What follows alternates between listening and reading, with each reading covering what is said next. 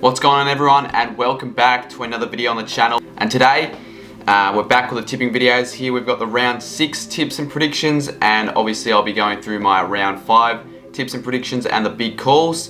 So yeah, thanks for all the support I've been getting recently on the last tipping video. For some reason you guys just seem to really get around them, but let's have a look to see which tips I got correct. So the first game was Richmond v St Kilda, a game that I'd just like to forget on my birthday as well. We got done by 86 and I tipped the Saints by 10, so I got that one incorrect. Then we've got Eagles v Pies Friday night. I got the Eagles tip correct. Suns v Bulldogs, I got the Bulldogs correct.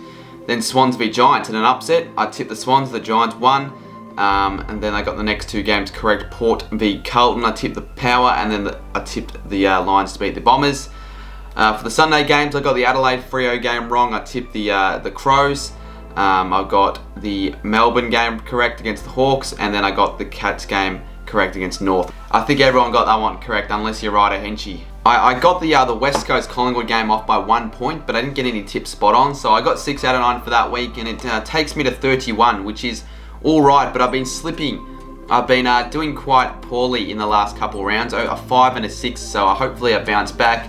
So now let's go through my big calls for last round to see if I've got to do a punishment. So the first game, Richmond v Saints, predicted that the Tigers would get the first 3 goals of the match. They beat us by 86, yet they couldn't even do that. I think they got the first 2 goals of the match, so I was pretty close on that one. Eagles v Pies, I predicted the Pies to score under 65 points, and I think they kicked 76, so I was pretty close again with that one, unfortunately. Then the next game, we've got Bulldogs taking on Gold Coast. I had the Dogs to score over 30, have 33 or more scoring shots, and they literally got that on the dot. 33 scoring shots. There you go. Next game, we got Sydney taking on Gold Coast. I predicted Logan McDonald to kick 3 or more goals, and yeah, that definitely didn't happen. And the Blues v Port game, I predicted there to be 15 or less behinds. I think there were like 20 behinds scored in the game, so I was incorrect with that one. Essendon and Brisbane, this one annoyed me because my prediction was for Jake Stringer not to kick a single goal. And on my stream, someone told me that he kicked a goal with like 2 minutes remaining, so that really annoyed me. In the Sunday games, I predicted Rory Laird to have 35 or more disposals. I think he ended up with 30 or 31. And then with the Melbourne v Hawthorn game, Oliver and Mitchell to get 70 touches between them. I think they had the most touches on the ground, but yet again, they didn't get to 70. And then the last game, I predicted the Cats to score 12 goals in the first half.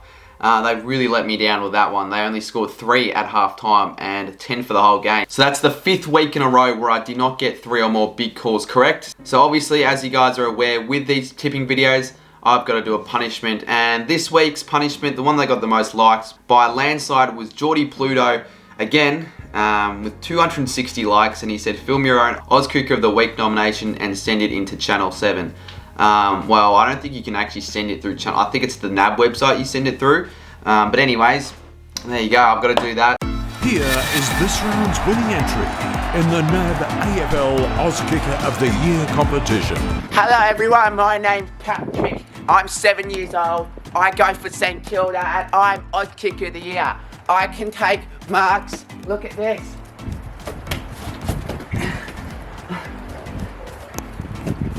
And I'm very good at selling the candy as well. And my favourite player is Tim Membry because he kicks lots of goals. I'm going to hit that bin, okay?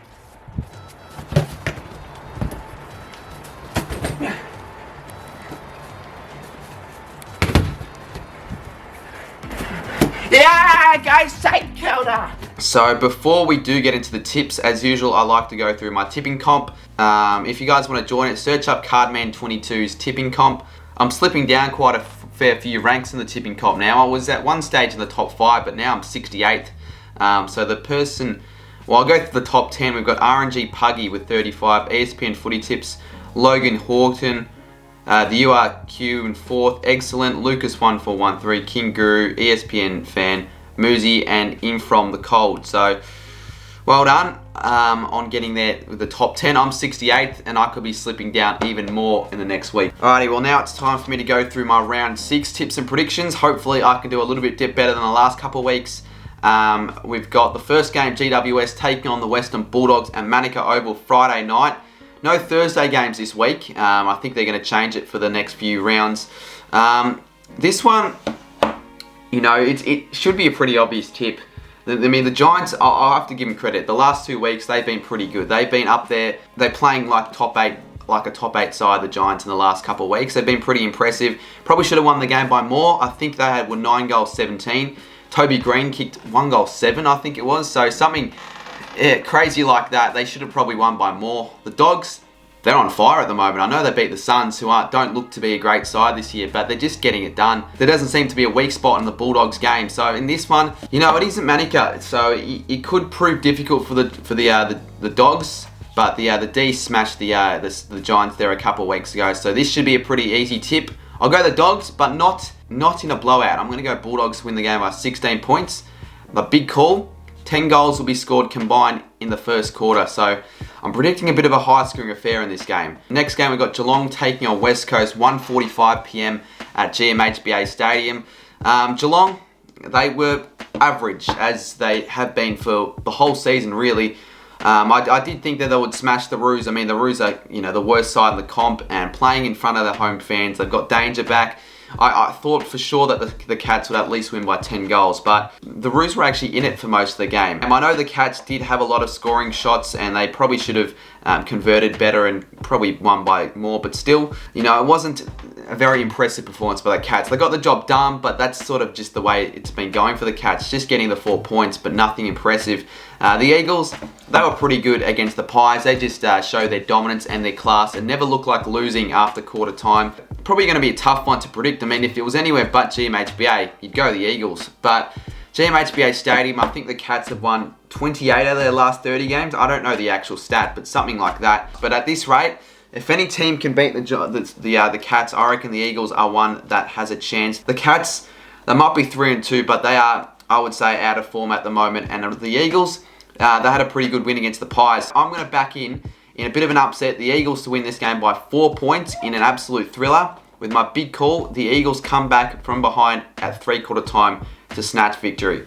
Next game, we've got the Gold Coast Suns taking on Sydney at Metricon Stadium. Last week, the Suns are pretty poor. They only had 1 good quarter, but I didn't get to watch the game.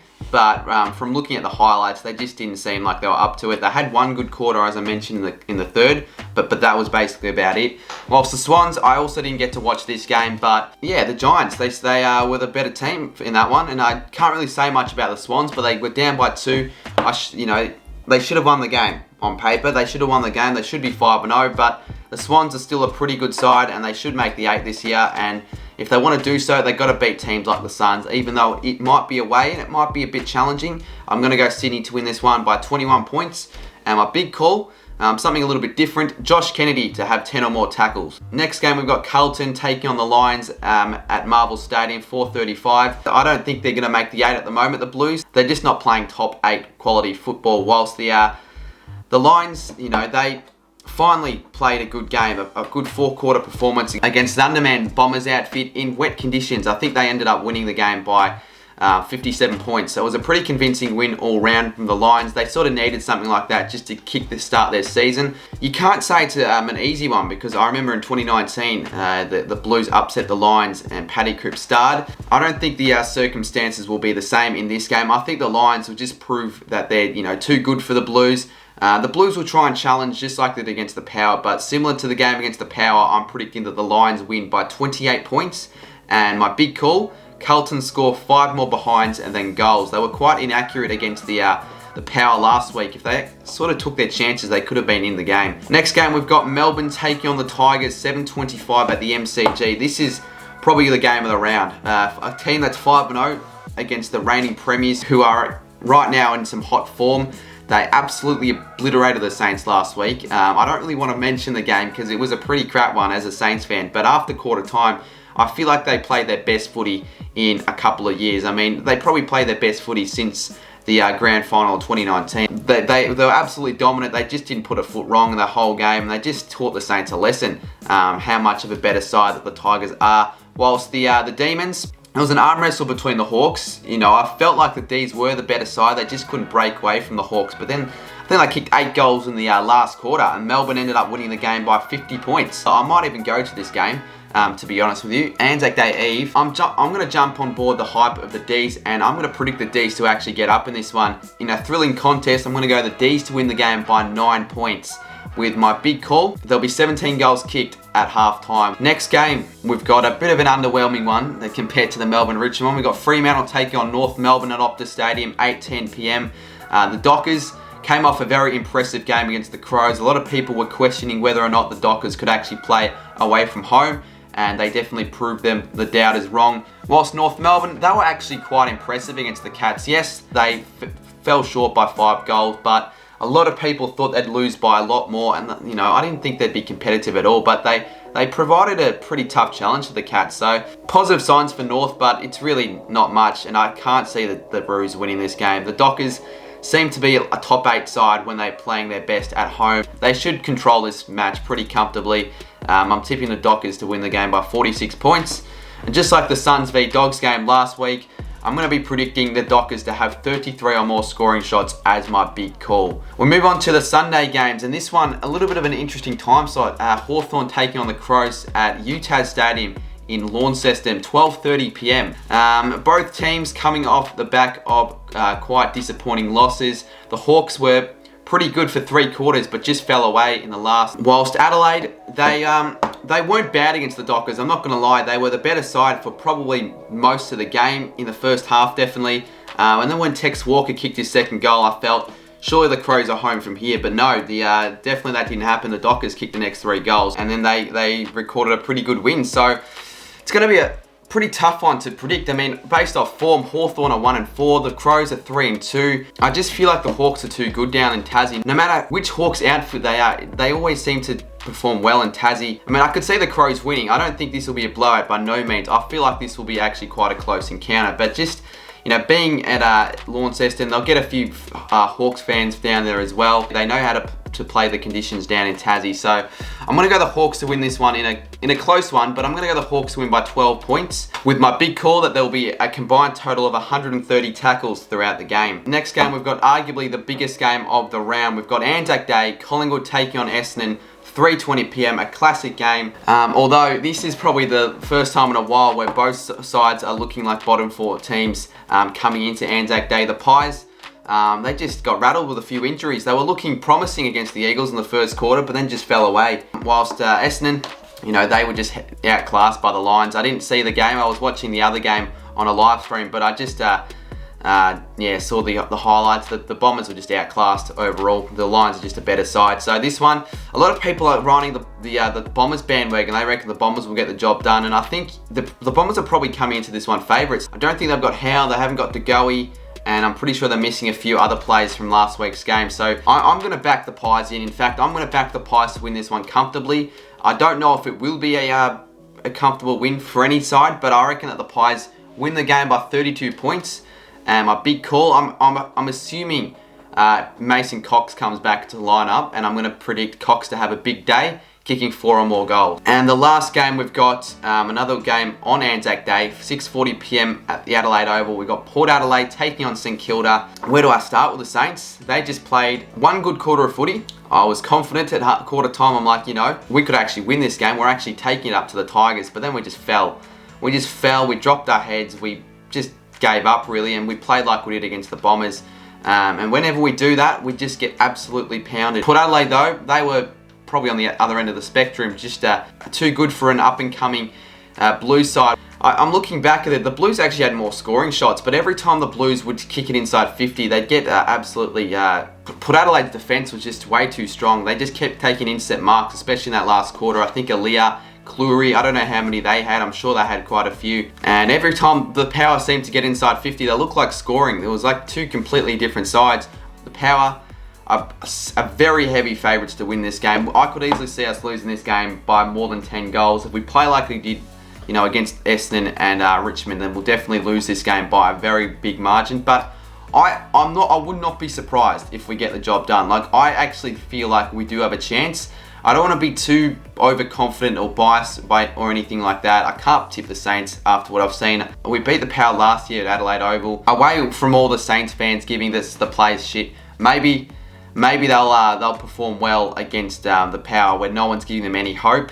I'm going to have to tip the Power to win this one. In fact, I'm going to go the Power by 40 points. I just think they'll be too strong on the night. And my big call that the Power score over 120 points. Those are my round 6 tips and predictions and my big calls. If anyone is new with my big calls, if I get less than 3 of these big calls correct, I've got to do a punishment. And like every week, I get you guys to comment down appropriate punishments, and the comment that has the most likes down in the comments below I'll have to do for the next week. But yeah, thank you for watching. Thanks for 7.5k subscribers. That's 3/4 of the way to 10k, so we're just growing very quickly at the moment. If you guys enjoyed, leave the video a like, subscribe if you want to see more videos, more tipping videos every Tuesday.